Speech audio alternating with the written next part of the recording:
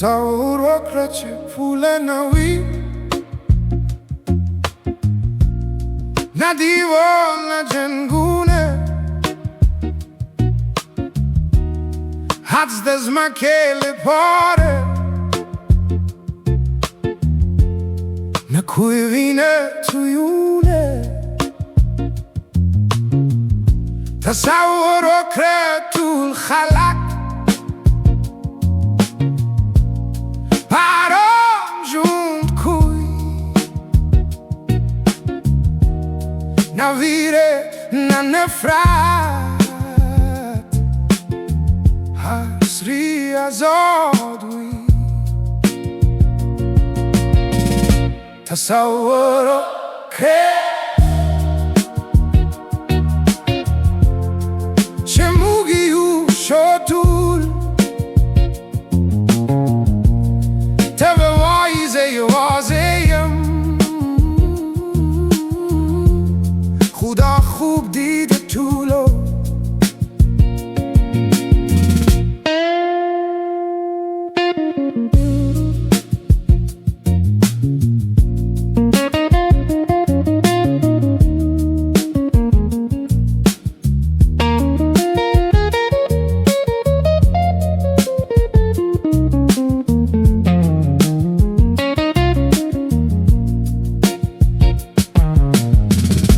تصور وکړه چې دینونه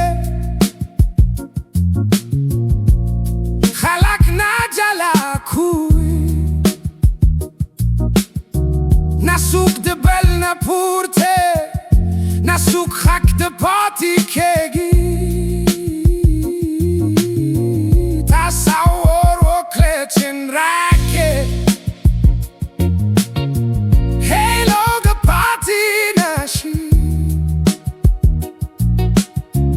هر څوک لري خپل ځای، به کوره نشي.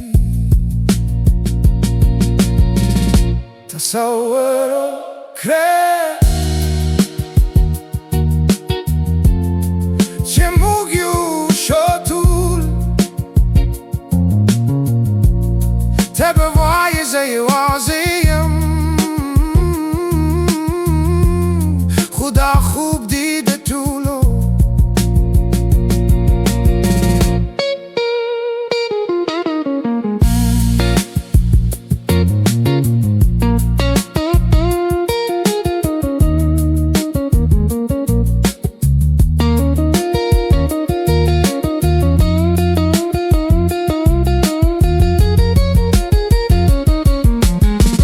نه ملکیت نه لالچش،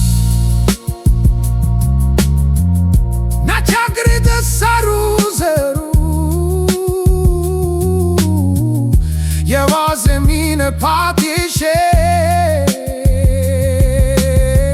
په زړونو د انسانانو. تصور وکړه چې موږ یو شو ټول، یو عرض به دا حقیقت شي که باور وکړي هر څوک.